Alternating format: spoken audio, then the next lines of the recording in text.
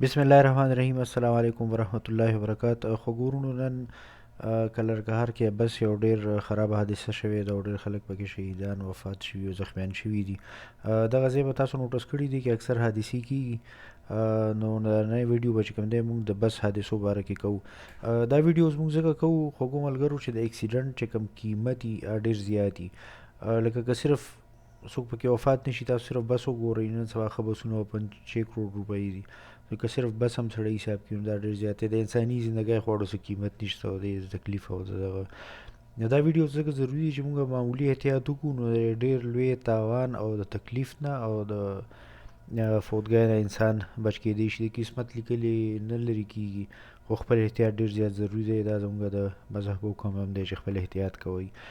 نو د دې سیفټي به چې کوم دی موږ په 45 غټو ټاپکس کې ډیوایډ کوو. اولنی خو بسونه پکار دي. بسونو کې چې کوم ماډرن نوي بسونه دي نو په کې سیفټي فیچرز راځي. ما مخکې د موټر سایکل ویډیو کې ذکر وکړو. یو سیستم دی V2X ویهیکل ټو ایوریثینګ کمیونیکیشن سیستم. دا داسې سیستم وي چې بس نه غیر چاپیره څه هم وي، که بل ګاډی رواني، که مخکې ترې سره رکاوټ وي، مخکې اکسیډنټ شوي، سپیډ کم شي، هر څه وي، نو بس ډریور ته پته لګي او دا د خپل احتیاطي تدابیر اپناولی شي. بسونو کې نن سبا چې کوم دی کیمرې لګېدلي، ریورس کیمرې خو په هر ګاډي کې دي، خو په دروازو باندې هم کیمرې لګېدلي. که څوک ورته خیجي کوزیږي نو بس روانېدو نه مخکې هغه کیمرو نه ډریور چک کولی شي چېرې خواته خو مې څه شته نه.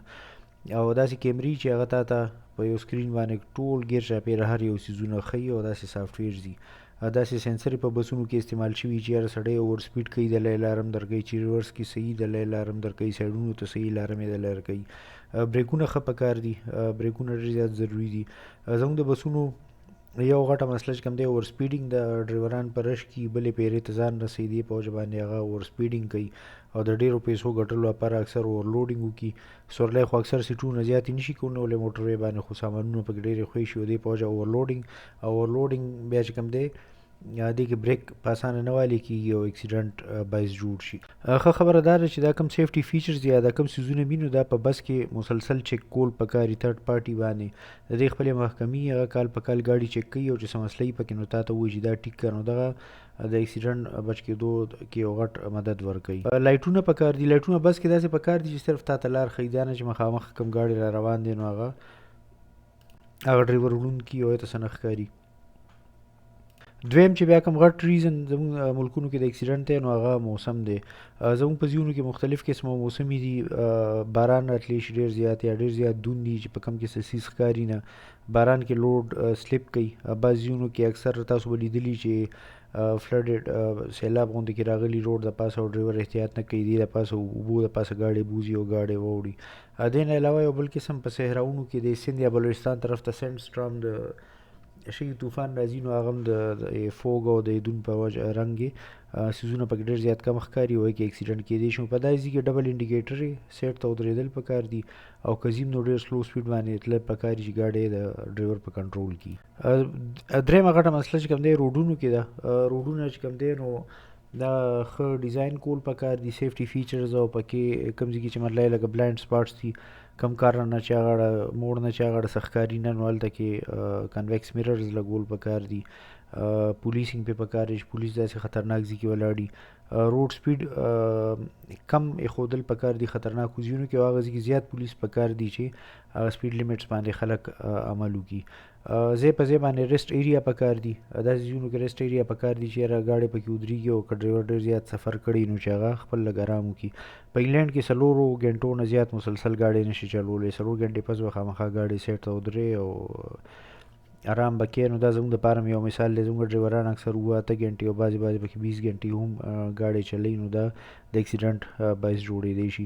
روډ باندې خټم کېدی شي او بعضې د مري او سوات طرف ته چې کوم دی وور هم کېدی شي، په هغې کې هم روډ خراب وي او د اکسیډنټ باعث جوړېدی شي. پاکستان کې ټنل ډېر زیاتې پکار دي. څنګه زموږ چترال ټنل باندې هم ډېر زیات ټایم واغستو.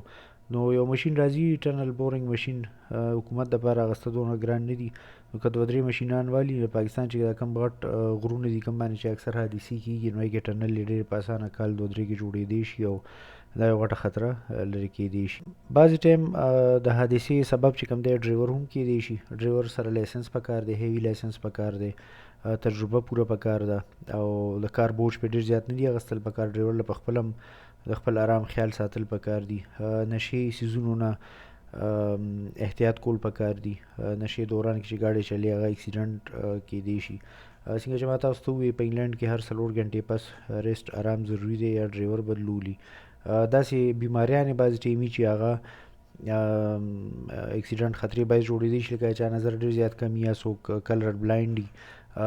مختلفې بیماریانې چې دوایانې ډېر په انساني بدن باندې ذهن باندې اثر کوي او هغه اکسیډنټ کولی شي.